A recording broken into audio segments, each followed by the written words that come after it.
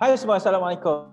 Saya Hadim Miswan kembali sama dengan saya untuk kali ini. Kita nak teruskan. Ini adalah Cool Panas di Cool TV dan juga Cool FM. Okey, dan seperti biasa sebelum saya mulakan, kita nak berkenalan dengan salah seorang lagi individu yang sangat hebat ini, yang kita tahu dalam kesempitan dikala kita berjuang dengan pandemik COVID-19 ini, banyak sekali perjuangan dan juga cerita yang perlu kita lalui untuk kita meneruskan kehidupan. Sekarang saya nak bersama dengan Khuzaimi bersama dengan kita. Assalamualaikum. Waalaikumsalam. Ya, apa khabar Khuzaimi? Baik, Alhamdulillah sihat. Khuzaimi, saya sangat teruja dapat jumpa awak sebab saya baca kisah awak yang viral ni berkaitan dengan awak melakukan 2 kerja untuk meneruskan kehidupan kan. Mungkin boleh kongsikan terlebih dahulu Khuzaimi apa yang awak lakukan ini? Saya macam biasa, pagi saya buat part time untuk Foodpanda. Malam memang full time untuk security lah, tapi tengok juga kalau jadual ada saya jalan lah Foodpanda. Tapi lebih pada full time untuk security lah belah malam. Kenapa awak decide untuk buat 2 pekerjaan ni Khuzaimi? Sebab dalam ekonomi kita pun tengah merosot kan. Saya pun rasa tak boleh bergantung pada satu kerja lah.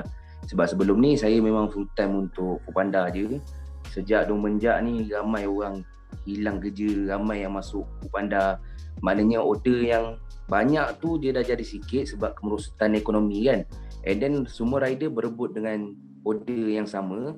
Lepas tu saya pun cari langkah yang selamat. Saya cuba cari kerja yang tetap lah untuk belah malam.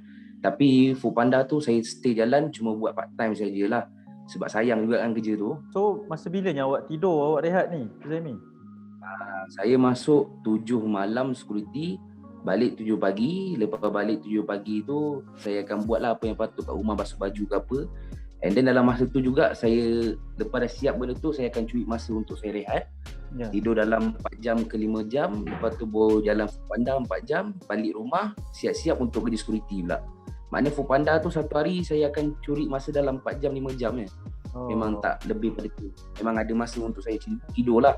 Dalam satu hari 6 jam juga. Apa pandangan isteri berkenaan dengan awak terpaksa bekerja lebih masa? Mungkin masa kat rumah tu dah tak ada kan? Jadi macam mana? Masa dengan keluarga tu 1 jam 2 jam ya. Tapi diorang pun kata orang faham juga kan dengan ekonomi keadaan macam ni. Saya pun cakap kalau PKP dah tak ada, keadaan kembali pulih, saya pun dah takkan buat macam ni lah. Mungkin satu hari saya akan buat satu kerja je. Yang 12 jam lagi tu lebih kepada keluarga. Tapi bila keadaan macam ni, saya pun kena korban juga. Sebab saya tahu saya ketua keluarga, kena fikir cara macam mana saya nak cari duit. Kalau tak, saya pun tak boleh nak bergantung orang. Sebab sekarang ni semua orang tengah susah. Saya pun grab peluang ni sebab saya anggap ini rezeki saya nak dapat kerja security ni. Saya terpaksa juga. Dalam masa sama saya cari duit tepi untuk buat duit belanja saya. Foodpanda lah. Maknanya daripada gaji security tu, saya lebih kepada bayar hutang ke ataupun buat pembelanjaan keluarga. Tapi Foodpanda tu saya lebih kepada buat duit kopi saya lah untuk setiap hari kan. Mana tak adalah kacau duit security tu lagi.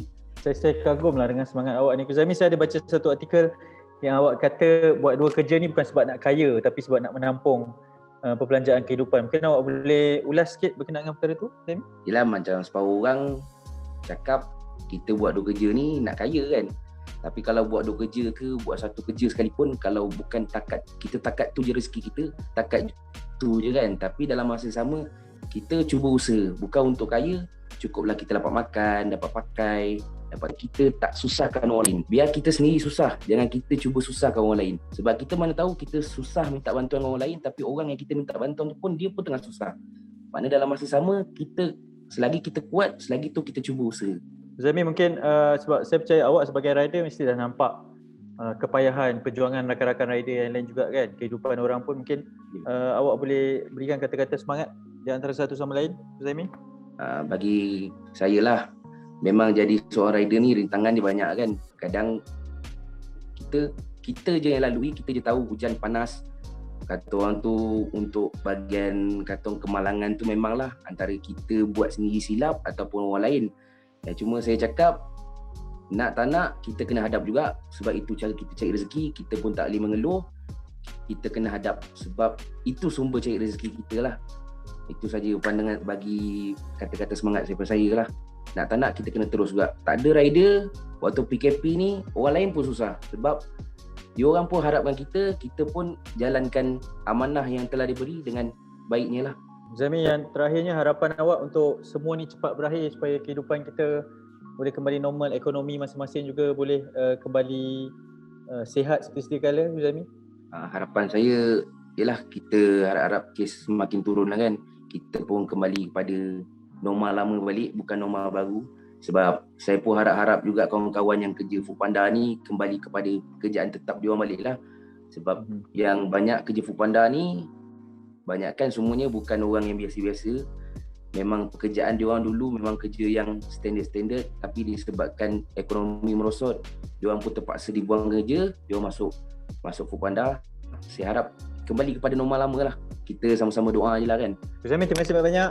Semoga berjaya kita ucapkan. Jaga diri yang paling penting. Okey, itu dua Cool Panas pada kali ini. Dan seperti biasa kami di Cool FM masih lagi bersama-sama dengan anda semua untuk mendengar segala cerita bagaimana kisah kepayahan dan juga perjuangan untuk kita sama-sama menghadapi pandemik COVID-19 ini. Kerana kami di Cool FM sentiasa bersamamu dengan hashtag kita jaga kita. Jumpa lagi di Cool Panas. Saya Nik Miswan. Bye-bye.